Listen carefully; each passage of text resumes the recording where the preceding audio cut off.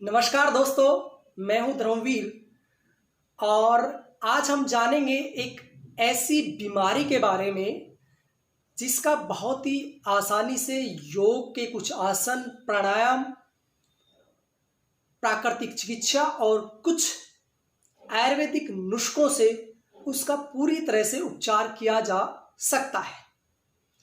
किसी जमाने में वो बीमारी 50 साल या 60 साल के बाद होती थी, लेकिन इस प्रतिस्पर्धा और भागदौड़ भरी जिंदगी में, इस अनियमित दिनचर्या वाली जिंदगी में वो बीमारी आज लगभग 40-45 साल के युवाओं को होने लग गई है। वो बीमारी पुरुषों से संबंधित है, महिलाओं से संबंधित बिल्कुल भी वो बीमारी नहीं है। उस बीमारी को गदूद कहते हैं, अंग्रेजी में उसे प्रोस्टेट कहते हैं, यानी एनलार्ज ऑफ प्रोस्टेट, यानी जो प्रोस्टेट ग्रंथि है उसका एनलार्ज होना, उसका बढ़ना। और यह एक सेक्स ऑर्गन है, इसे पौरुष ग्रंथि भी कहते हैं और यह रोग पुरुषों में ही होता है। तो सबसे पहले हम इस ऑर्गन को जानते हैं, फिर हम उसकी डिजीज को जानेंगे, उसके कारण जानेंगे, उसके लक्षण जानेंगे, उसका योग प्राकृतिक चिकित्सा से कैसे उपचार कर सकते हैं वो हम जानेंगे। तो देखिए दोस्तों, मैं आपको बता चुका हूं कि जो प्रोस्टेट है, जो गदूद है, वो पुरुषों से रिलेटेड है। ये जो ग्रंथि है, ये जो ग्लैंड है, प्रोस्टेट ग्लैंड, पुरुषों में मिलती है। हमारा जहां यूरिन एकत्रित होता है, हमारा जहां यूरिन एकत्रित होता है वो मूत्राशय और हमारा पेनिस, उन दोनों के बीच में ये ग्रंथि होती है। यानी मूत्र नली, जो यूरिनरी ब्लैडर है, उससे जो मूत्र नली जाती है यूरेथ्रा तक, उसके बीच में से होकर ही वो मूत्र नली जाती है। और यह ऑर्गन लगभग 18 से 20 या 25 या अधिकतम 30 ग्राम वजन का होता है। और यह धीरे धीरे उम्र के साथ एनलार्ज हो जाता है, बड़ा होता चला जाता है। इसके अंदर जो टिश्यूज होते हैं वो बढ़ने शुरू हो जाते हैं, और जैसे टिश्यूज बढ़ना शुरू होते हैं ये एनलार्ज हो जाता है, और उसके बाद यह मूत्र नली में रुकावट पैदा करना शुरू कर देता है। और यह एक सफेद पदार्थ मिलाता है, जो सीमन होता है पुरुषों में, जो वीर्य होता है। जब वीर्य निष्कासित होता है उस समय यह उसमें एक वाइट चिपचिपा सा पदार्थ मिलाता है, और विशेषज्ञ बताते हैं कि वो पदार्थ हमारे जो सीमन के अंदर, वीर्य के अंदर जो शुक्राणु होते हैं, जो स्पर्म होते हैं, उनको शक्ति देता है, यानी उनके लिए भोजन का कार्य करता है। उसी को ग्रहण करके हमारे जो शुक्राणु हैं, स्पर्म हैं, वो जीवित रहते हैं। तो सेक्सुअल ऑर्गन है, बहुत ही महत्वपूर्ण ऑर्गन है मानव शरीर में। और लगभग 50 साल के बाद या 45 साल के बाद इसकी ज़्यादा आवश्यकता नहीं होती है। इससे पूर्व ये बहुत ही ज़रूरी है, पूरी तरह से कार्य करना ये चाहिए। और यह बढ़ता क्यों है? जैसे मैंने बताया कि इसमें टिश्यूज हैं वो लार्ज होते हैं, बड़े हो जाते हैं, और उम्र के साथ खासकर वो बड़े होते हैं। वो क्यों होते हैं, क्यों बढ़ता है वो? तो इसके कई कारण हो सकते हैं कि कोई इंफेक्शन भी हो सकता है, मेंटल कोई प्रॉब्लम भी हो सकती है, और लंबे समय तक अगर हम टॉयलेट रोकते हैं कई बार व्यक्ति सफ़र में होता है या किसी प्रोग्राम में होता है या कुछ ऐसी परिस्थितियों में होता है कि वो टॉयलेट नहीं जा पाता है और उसे यूरिन पास करने की इच्छा होती है लेकिन वो जा नहीं पाता है, तो उस वजह से भी यह प्रॉब्लम हो सकती है, वो भी एक कारण हो सकता है। और कोई चोट भी लग सकती है, उस वजह से भी एक कारण हो सकता है। और ब्लैडर स्टोन की वजह से भी हो सकता है, किडनी फेलियर की वजह से भी हो सकता है। और कुछ आजकल रिसर्च बताती है कि आप बहुत ज़्यादा टाइट कपड़े पहनते हैं, उस वजह से भी हो सकता है। और जो खिलाड़ी होते हैं अक्सर लंगोट बांधते हैं, तो ज़्यादा टाइट लंगोट और लंबे समय तक लंगोट बांधने से भी ये प्रॉब्लम हो सकती है। और आजकल स्पोर्टर पहनते हैं, लंगोट कम पहनते हैं युवा। जो मॉडर्न जो पहलवान है या खिलाड़ी है वो स्पोर्टर पहनते हैं, तो स्पोर्टर भी अगर आप ज़्यादा टाइट बांधते हैं तो वो भी एक कारण हो सकता है। इस तरह से इसके कई कारण हो सकते हैं इसके एनलार्ज होने के। हालांकि उम्र के साथ ये बढ़ता भी है, लेकिन किसी का ये जब ज़्यादा बढ़ जाता है, सामान्य अगर बढ़ता है तो कोई दिक्कत नहीं है। जैसे मैंने बताया कि यह लगभग 10 से 20 ग्राम का होता है या 18 से 20 ग्राम या 30 ग्राम तक मैक्सिमम होता है। लेकिन जब ये एनलार्ज होता है तो सामान्य 40-45 तक हो जाता है। लेकिन किसी में ये इसके जो टिश्यू हैं वो ज़्यादा बढ़ जाते हैं, यानी 70, 80, 100 तक पहुंच जाता है ये, तो उस समय समस्या शुरू हो जाती है। तो इसके बढ़ने से क्या होगा कि ये मैंने आपको पहले बताया, जो मूत्रवाहिनी है, जो यूरिनरी ब्लैडर है, मूत्राशय से जो नली जाती है मूत्र मार्ग की ओर, उसके बीच में ये होता है। तो मूत्र नली को कवर किए होता है लगभग, तो उस समय यूरिन पास होता है तो ये बड़ी हो जाती है क्योंकि एनलार्ज हो गई, तो यूरिन पास करने में दिक्कत आती है, यूरिन पास ठीक से नहीं हो पाता है। और यूरिन पास ठीक से न होने से मूत्र संबंधित रोग हो जाते हैं, यूरेथ्रा में प्रॉब्लम होना शुरू हो जाती है, जलन होने लग जाती है और किडनी फेल होने की संभावना बढ़ जाती है। और इसका अगर एडवांस रूप बोले तो कैंसर तक हो जाती है, ट्यूमर हो जाता है इसके अंदर। तो ये हमें देखना है कि इसके सिम्टम्स क्या है, कैसे पता चले कि जैसा मैंने बताया युवावस्था में तो ये होता नहीं है, लगभग आजकल 40 के पार ये है होता है।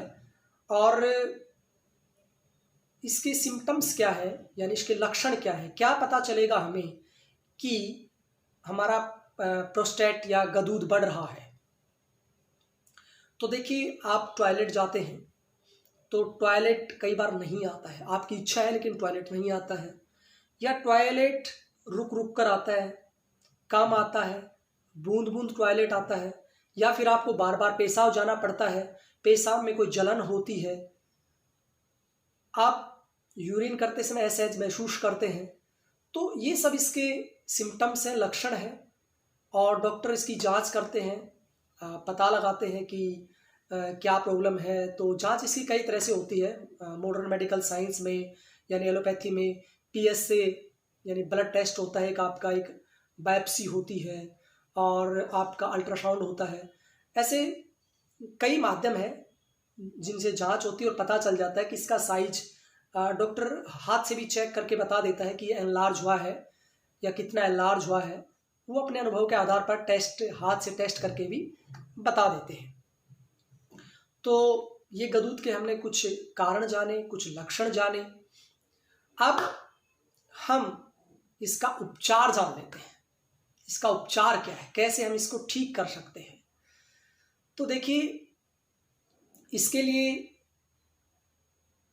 कुछ आसन है, यानी तितली आसन जिसे बटरफ्लाई कहते हैं, आप सब जानते होंगे। बटरफ्लाई यानी आपने देखा होगा कि दोनों पैरों को मिला के और नीचे से पकड़ के ऐसे ऐसे करते हैं।